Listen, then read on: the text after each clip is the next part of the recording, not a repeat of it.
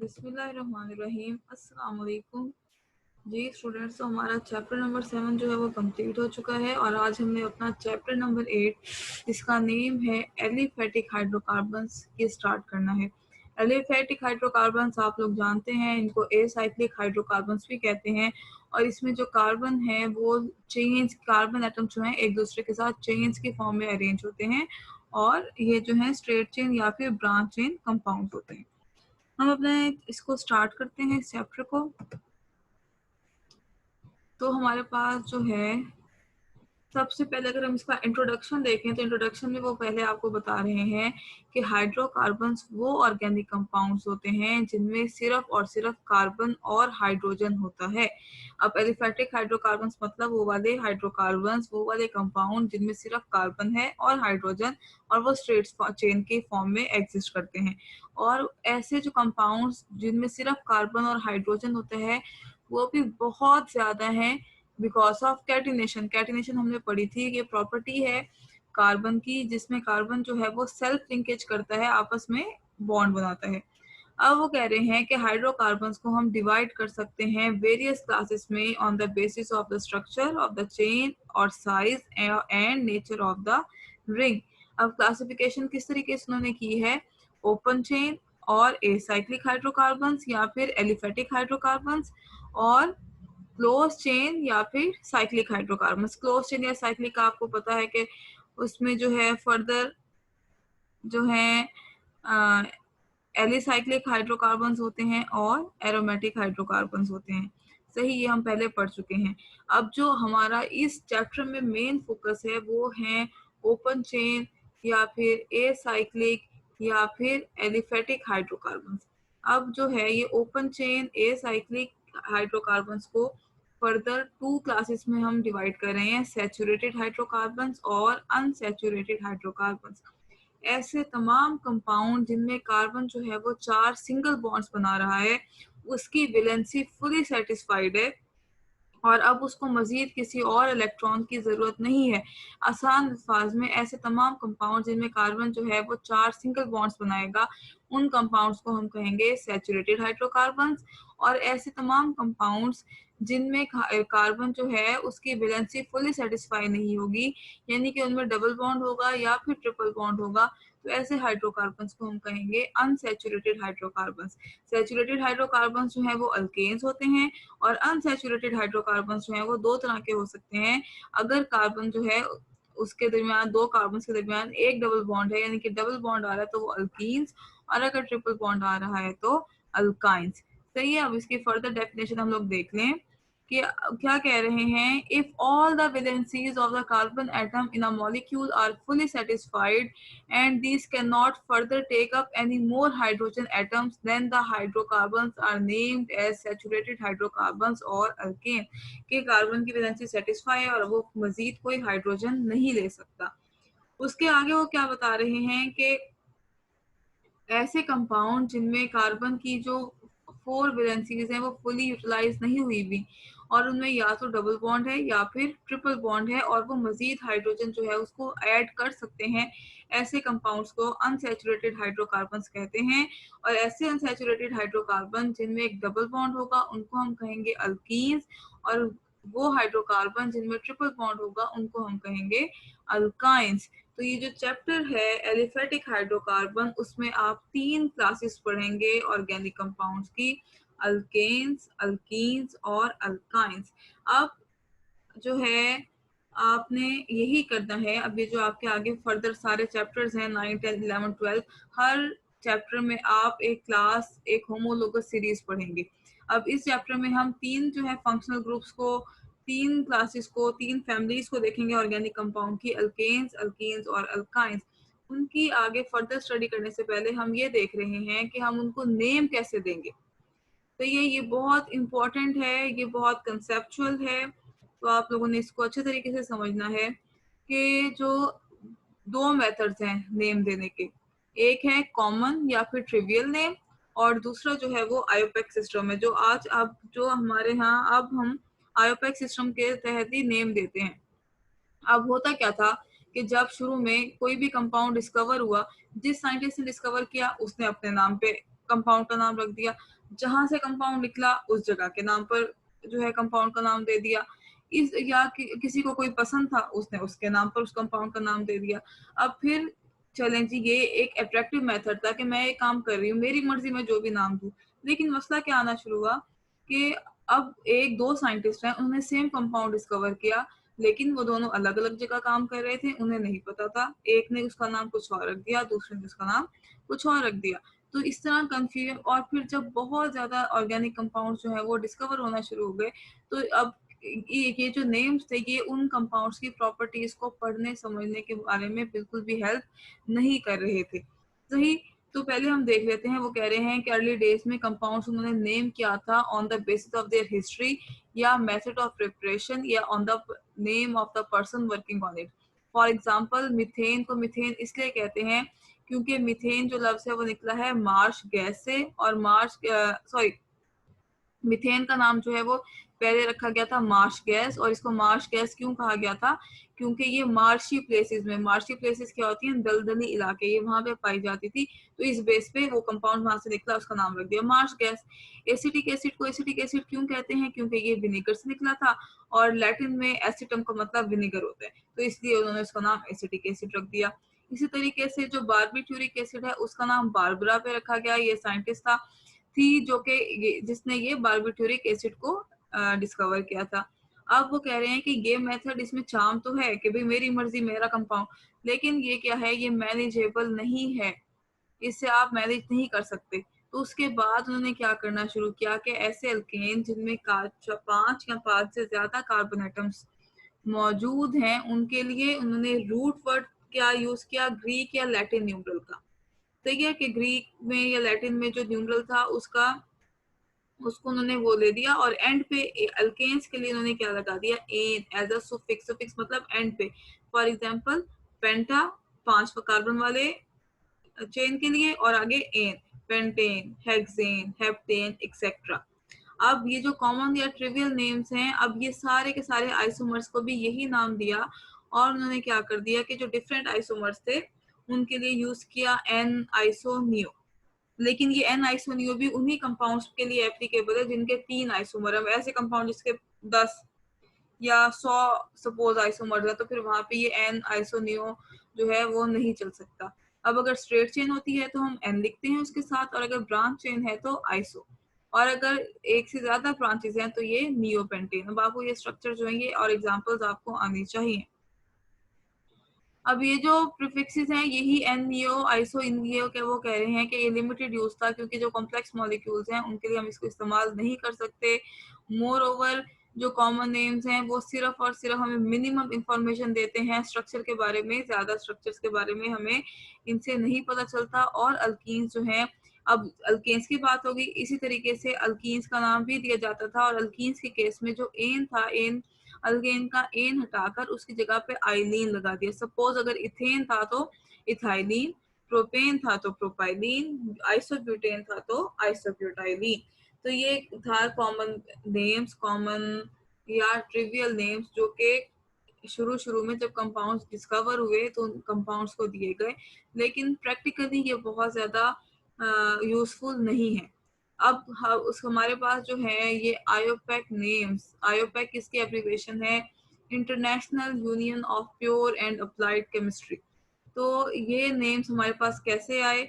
सबसे पहले जो है 1889 में इंटरनेशनल केमिकल कांग्रेस, उन्होंने क्या किया, उन्होंने कोशिश की कि ऑर्गेनिक कंपाउंड्स को सिस्टमेटिकली नेम दिया जाए, और इस सिलसिले में उन्होंने 1892 में जिनेवा में एक रिपोर्ट भी उनकी एक्सेप्ट हुई, लेकिन ये इनकम्प्लीट थी।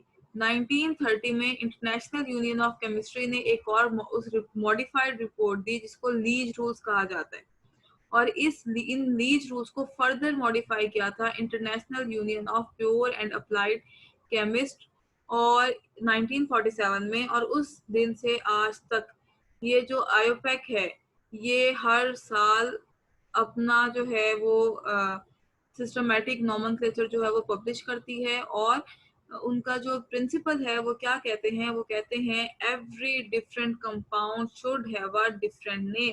हर कंपाउंड का अलग नाम होना चाहिए। दो कंपाउंड जो हैं जो एक दूसरे से डिफरेंट है, उनके नेम जो है वो एक दूसरे से मिलते जुलते नहीं होने चाहिए। और उन्होंने अपने रूल्स दिए और उन रूल्स के नतीजे में उन्होंने 7 मिलियन से ज्यादा नॉन ऑर्गेनिक कंपाउंड्स के डिफरेंट नेम्स जो हैं वो सजेस्ट किए हैं। अब बेटा आप लोगों का यहाँ से जो है असल नॉमेनक्लेचर शुरू होता है। आप लोगों ने याद करना है कि हमारे पास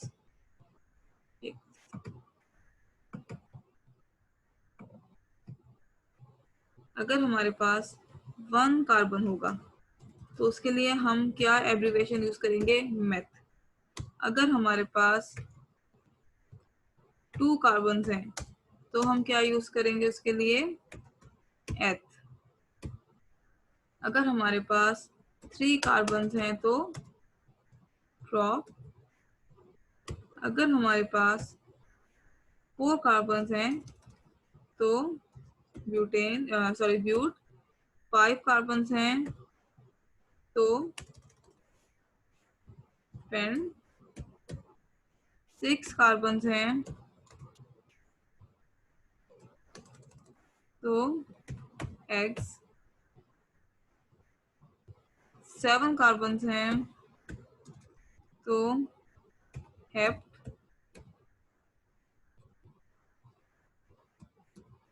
8 कार्बन हैं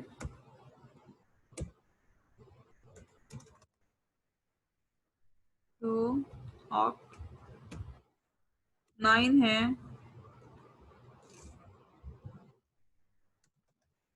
तो होने नॉन। और 10 कार्बन हैं तो डेक। अब आपने इसको याद कर लेना है। आगे हमारे पास नेम्स तो 11, 12, 20 मतलब जितने मर्जी कार्बन हो उसके लिए दिए हुए, लेकिन आप लोगों को कम से कम ये जो 10 कार्बन की जो चेन है उसके लिए ये जो नेम हम यूज कर रहे हैं ये आपको आने चाहिए। आगे फर्दर डिटेल हम बाद में देखेंगे। ये देखें, अगर कोई अल्केन है और उसमें 4 कार्बन हैं तो हम उसका नाम कैसे देंगे कि ये ब्यूट, और आगे अल्केन के लिए ए लगा देंगे, ब्यूटेन, पेंटेन, प्रोपेन, हेक्सेन, इस तरीके से। तो 1 कार्बन के लिए मेथ, 2 कार्बन के लिए एथ, 3 के लिए प्रोप, 4 के लिए ब्यूट, 5 के लिए पेंट, 6 के लिए हेक्स, 7 के लिए हेप्ट, 8 के लिए ऑक्ट, 9 के लिए नॉन और 10 के लिए डेक। अब ये जो है ये हम यूज करते हैं। अब आगे वो आपको यहाँ पे बता रहे हैं कि हमारे पास, अब वो ये बता रहे हैं कि अगर वो अल्केन में से एक हाइड्रोजन निकाल दें तो जो चीज हमारे पास आएगी वो है अल्काइल ग्रुप। फॉर एग्जाम्पल, अगर एक कार्बन वाला अल्केन है तो उसको हम कह रहे हैं मिथेन। मिथेन में कितने? 4 हमारे पास हाइड्रोजन हैं। अगर हम इसमें से ये एक हाइड्रोजन निकाल दें तो पीछे क्या बच जाएगा? CH3। और ये जो CH3 है इसका नाम क्या हो जाएगा? मिथाइल। मिथेन के एन को हटा के इसके पीछे क्या लगा देंगे? YL, methyl. इसी तरीके से इथेन, CH3, इसमें से एक हाइड्रोजन चला जाएगा, CH3, CH2, तो इथेन का इसे क्या बन जाएगा? इथाइल। अब हमें ये पता है कि 2 कार्बन के लिए एथ हम यूज करते हैं, अल्केन है तो आगे एन लगा देंगे, इथेन। 3 कार्बन के लिए हम प्रोप यूज करते हैं, अगर अल्केन है तो एंड पे एन लगा देंगे, प्रोपेन। तो प्रोपेन, प्रोपेन में से एक हाइड्रोजन चला गया तो प्रोपाइल। अगर ब्यूटेन, ब्यूटेन में से एक हाइड्रोजन चला गया तो ब्यूटाइल। इसी तरीके से पेंटेन, पेंटेन में से अगर एक हाइड्रोजन चला गया तो पेंटाइल। तो अब आपको ये बात समझ आनी चाहिए। एक क्या कि अगर आप 10 कार्बन की चेन तक के नाम, कि सपोज अगर 10 कार्बन की एक स्ट्रेट चेन है तो उसका नाम क्या हो जाएगा? अल्केन की चेन है डिकेन। अगर 9 कार्बन की है तो डोनेन, 7 कार्बन की है तो हेप्टेन। दूसरी बात क्या कि अगर कोई चेन, कोई भी अल्केन है और उसमें एक हाइड्रोजन लेस है अल्केन में से, तो फिर वो जो अल्केन का एन है वो एन चला जाएगा और उसकी जगह पे क्या आ जाएगा? आइल आ जाएगा, YL आ जाएगा, और उसका नाम methyl, ethyl, propyl, butyl, pentyl, hexyl, heptyl, इस तरीके से जो है उसका नाम जो है वो हो जाएगा। अब हमारे पास यहाँ पे बेसिकली सिस्टमेटिक नोमेनक्लेचर जो है वो स्टार्ट होता है। nomenclature of alkanes, ये जो रूल्स हैं ये बहुत इंपॉर्टेंट हैं, आप लोगों ने बहुत ज़्यादा गौर से सुनने हैं, इसको साथ-साथ समझने की कोशिश करनी है। अगर आप लोगों को अल्केन्स का नोमेनक्लेचर आ गया तो आपको तमाम समझने ऑर्गेनिक कंपाउंड्स का नोमेनक्लेचर आ जाएगा। और अगर आप इसी में कंफ्यूज रह गए तो आगे आप लोगों के लिए बहुत ज़्यादा प्रॉब्लम हो सकती है। सबसे पहला रूल क्या है? Locate the longest continuous chain of carbon atom.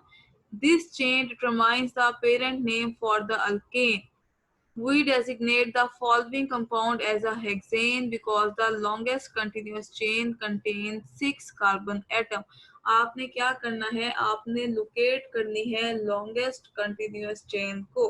अब अगर हम इसको देखें तो इसमें हमारे पास कितने कार्बन हैं? 1, 2, 3, 4, 5, 6 या फिर 1, 2, 3, 4, 5, 6 दोनों तरह से हमारे पास। तो हम कह सकते हैं कि इसमें जो लॉन्गेस्ट कंटिन्यूअस चेन है वो ये वाली है। ये एक तरह से ये वाली भी जो है लॉन्गेस्ट कंटिन्यूअस चेन हो सकती है, और एक पॉसिबिलिटी ये है कि ये वाली। तो दोनों ही जो है मतलब दोनों केसेस बस सेम है। अब हमने लोकेट कर दी कि ये जो है लॉन्गेस्ट कंटिन्यूअस चेन है, लेकिन आपको वो ये बात आगे बता रहे हैं कि जरूरी नहीं है कि जो लॉन्गेस्ट कंटिन्यूअस चेन है वो सीधी सीधी ही हो। अब इस केस में आप लोग लोकेट करें कि इसमें लॉन्गेस्ट कंटिन्यूअस चेन क्या होगी। एक केस क्या है? 1, 2, 3, 4, 5, 6। अगर हम इसको 6 की कहें तो ये हेक्सेन हो जाएगा। लेकिन अगर मैं इसको इस तरीके से कहूँ 1, 2 ऐसे, अगर मैं ये कहूँ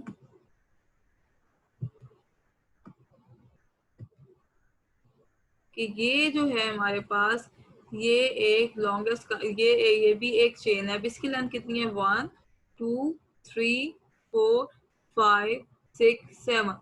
तो अगर हम सीधा सीधा जाएंगे तो ये 6 कार्बन की चेन बनती है, और अगर हम इस तरीके से देखेंगे 7, तो इसमें जो लॉन्गेस्ट कंटिन्यूअस चेन है वो कौन सी वाली होगी? ये 7 कार्बन की होगी। और इसका जो पेरेंट नेम है वो हो जाएगा हेप्टेन। अच्छा, अब सबसे पहला स्टेप क्या है कि आपने ये देखना है कि लॉन्गेस्ट कंटिन्यूअस चेन कौन सी है।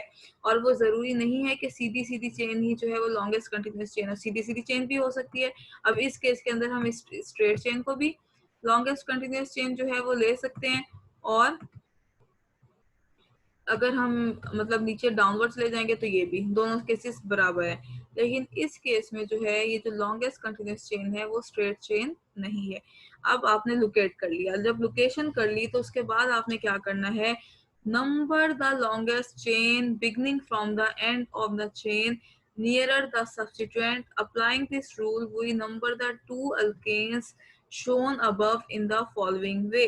अब वो कह रहे हैं कि आपने नंबरिंग करनी है, और नंबरिंग किस तरीके से करनी है? आपने उस तरीके से उस एंड से स्टार्ट करनी है जिसमें जो सब्स्टिट्यूएंट है उसको लेस नंबर मिले। अब इस केस के अंदर हमारे पास सबसे पहले हमने लोकेट की थी लॉन्गेस्ट कंटिन्यूअस चेन, और हमारी जो लॉन्गेस्ट कंटिन्यूअस चेन थी वो ये है। अब हमने इसकी नंबरिंग करनी है। अब नंबरिंग किस एंड से स्टार्ट करनी है? अगर मैं इस एंड से नंबरिंग स्टार्ट करती हूँ तो देखें 1, 2, 3, 4, 5। अब ये जो सब्स्टिट्यूएंट है, सब्स्टिट्यूएंट क्या चीज है? जो कि चेन का हिस्सा नहीं है। अभी जो चेन के ऊपर एक एक्स्ट्रा ग्रुप लगा हुआ है। अब कौन सा ग्रुप लगा हुआ है? CH3। अभी हम पढ़ के आ रहे हैं, अल्केन होता तो CH4 होता। अब यहाँ पे एक हाइड्रोजन लेस है तो हम इस सब्स्टिट्यूएंट को क्या कहेंगे? मिथाइल।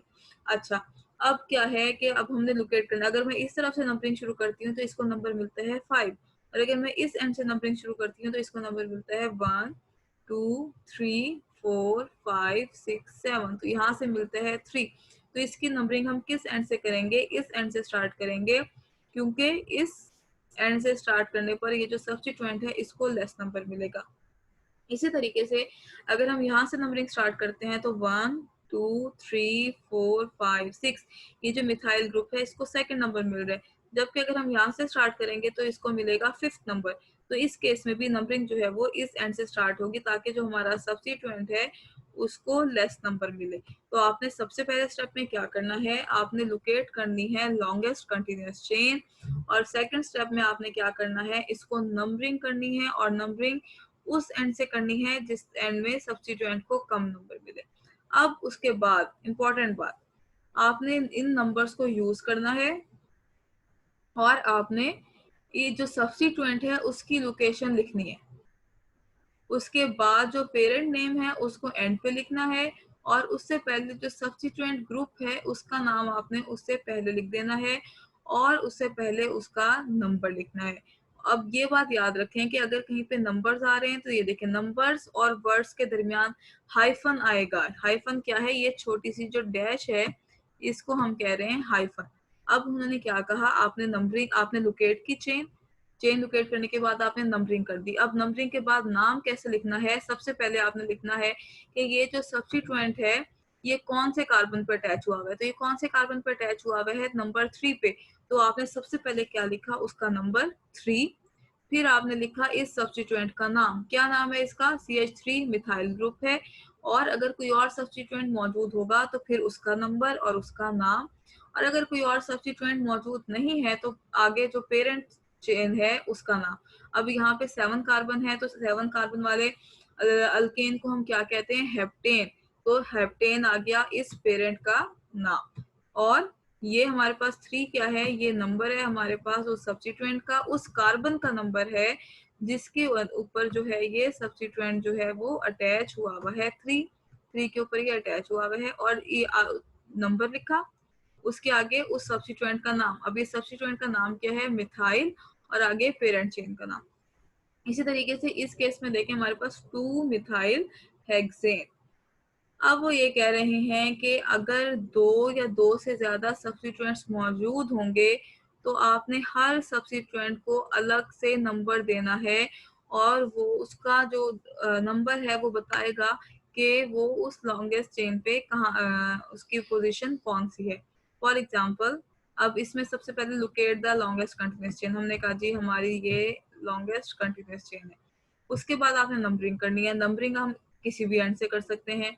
अब अगर हम इस एंड से करें तो 1 2 3 4 5 6 जो सब्स्टिट्यूएंट है, अगर इस एंड से करने पर पहले सब्स्टिट्यूएंट को नंबर मिल रहा है 2, और अगर हम इस एंड से करें तो पहले सब्स्टिट्यूएंट को नंबर मिलता है 3। इस वजह से मोर प्रेफरेबल कौन सी साइड होगी, ये वाली साइड होगी, क्योंकि यहाँ पे सब्स्टिट्यूएंट को कम नंबर मिल रहा है। अब आगे हमने इसका नाम देना है। अब देखें इसमें कौन कौन से ग्रुप लगे हुए हैं, एक लगा हुआ है मिथाइल, और मिथाइल लगा हुआ है 2 कार्बन पे, और दूसरा लगा हुआ है CH2CH3। CH2CH3 कौन सा होता है, इथाइल। अभी जो इथाइल है ये लगा हुआ है 4 पे। अब जब हम इनका नाम लिखेंगे तो हमने ये ख्याल रखना है कि जिसका नाम अल्फाबेट्स में पहले आता है उसको पहले। मिथाइल होता है M से, इथाइल होता है E से। तो जो E है वो M से पहले आता है, तो हम पहले किसको लिखेंगे, इथाइल को। और लिखने का तरीका क्या है कि पहले उसकी पोजीशन कौन से कार्बन पे लगा हुआ है, 4 कार्बन पे लगा हुआ है, तो 4 हाइफन इथाइल, फिर हाइफन, अब अगला सब्स्टिट्यूएंट वो कौन सा है, मिथाइल, और वो कौन से कार्बन पे है, 2 पे। तो पहले उसकी पोजीशन 2, उसका नाम मिथाइल। अब अगर कोई और सब्स्टिट्यूएंट भी लगा हुआ होता है तो फिर हम उसका नंबर लिखते। सपोज अगर 3 पे एक और जो है एक प्रोपाइल ग्रुप लगा हुआ है तो हम कहते हैं 3 प्रोपाइल, और अगर कोई और ग्रुप होता तो इसी तरीके से उसका नाम भी। और उसके बाद जब आपने तमाम सब्स्टिट्यूएंट्स को नाम दे दिया तो एंड पे जो है वो पेरेंट चेन का नाम जो कि है हेक्सेन। तो ये क्या हो जाएगा, 4 इथाइल 2 मिथाइल हेक्सेन। और जो है वो ये कह रहे हैं कि अगर जो है, अगर हमारे पास एक सब्स्टिट्यूएंट एक से ज्यादा दफा आता है तो हम उसके लिए प्रीफिक्स डाई ट्राई टेट्रा जो है वो इस्तेमाल कर सकते हैं। अब नेक्स्ट जो पॉइंट है वो क्या है, वो ये कह रहे हैं कि जब 2 सब्स्टिट्यूएंट जो है वो प्रेजेंट होंगे सेम कार्बन पे तो फिर आप उस नंबर को ट्वाइस यूज करेंगे, 2 दफा यूज कर लेंगे। ये बात आपने बेटा याद रखनी है कि हर सब्स्टिट्यूएंट का नंबर आपने पहले लाजमी देना है। फॉर एग्जाम्पल, अब ये देखें यहाँ पे क्या है, सेम कार्बन के ऊपर दो सब्स्टिट्यूएंट्स मौजूद हैं, 3 के ऊपर मिथाइल ही मौजूद है, 3 के ऊपर इथाइल भी मौजूद है। तो हम क्या करेंगे, इथाइल पहले लिखना है हमने, हमें पता है अल्फाबेटिकली, और मिथाइल हमने बाद में लिखना है। तो हम इसको किस तरीके से नेम देंगे, 3 इथाइल, दोबारा से 3, फिर मिथाइल और फिर हेक्सेन। इसी तरीके से आगे वो ये बता रहे हैं कि अगर दो या दो से ज्यादा सब्स्टिट्यूएंट्स एक जैसे हों तो फिर हम यूं नहीं लिखेंगे कि 2 मिथाइल 3 मिथाइल। हम क्या लिखेंगे कि उस सब्स्टिट्यूएंट जितनी दफा भी आया हुआ होगा उसका नंबर पहले इकट्ठा लिख देंगे 2 3, उसके बाद हम लिखेंगे कि कितनी दफा आया हुआ है, जैसे कि 2 दफा आया हुआ है तो डाई मिथाइल और एंड पे पेरेंट चेन का नेम। अब यहाँ पे 3 दफा आया हुआ है तो 2 3 4 ट्राई मिथाइल और फिर पेरेंट चेन का नेम पेंटेन। अब यहाँ पे 4 दफा आया हुआ है, 4 दफा आया हुआ है और एक कार्बन पे 2 दफा आया हुआ है। तो अब देखिए नंबरिंग हमने की 1 2 3 4, और 1 2 3 4 करके अभी जो 2 वाला कार्बन है इसके ऊपर 2 हैं तो 2 के ऊपर हम लिखेंगे 2 2 3 3, और टोटल कितने हैं, 4। टेट्रा मिथाइल ब्यूटेन, हम ऐसे नहीं लिखेंगे कि 2 3 टेट्रा मिथाइल। अगर हम यहाँ पे टेट्रा लिख रहे हैं कि 4 मिथाइल लगे हुए हैं तो हमें उससे पहले उन चारों की लोकेशन जो है वो बतानी पड़ेगी। अब ये जो रूल्स आपने पढ़ लिए इनके जरिए से मेजॉरिटी जो है अल्केन्स की उनका नाम हम दे सकते हैं। लेकिन जो है आगे जो रूल्स हैं वो कुछ स्पेशल कंडीशंस के लिए हैं। होपफुली आपको यहाँ तक समझ आया होगा। कल हम इसको दोबारा से करेंगे और ये जो रूल्स हैं इनको आप लोग पढ़ें, समझें, इनको अप्लाई करें। कोई प्रॉब्लम, कोई कंफ्यूजन होती है तो दोबारा पूछें। ये बात याद रखें बेटा कि अगर आप लोग ये रूल समझ लेते हैं तो आपको नॉमेनक्लेचर ना सिर्फ अल्केन का बल्कि समझें कि तमाम के तमाम पर ऑलमोस्ट ऑर्गेनिक कंपाउंड्स का आ जाएगा। और अगर आप यहीं पे रह जाएंगे, यहीं पे आप कंफ्यूज हो जाएंगे तो फिर आगे जाके आप लोगों को बहुत ज्यादा प्रॉब्लम होगा। अपना ख्याल रखें और कोई भी कंफ्यूजन तो जरूर पूछें। अल्लाह हाफिज।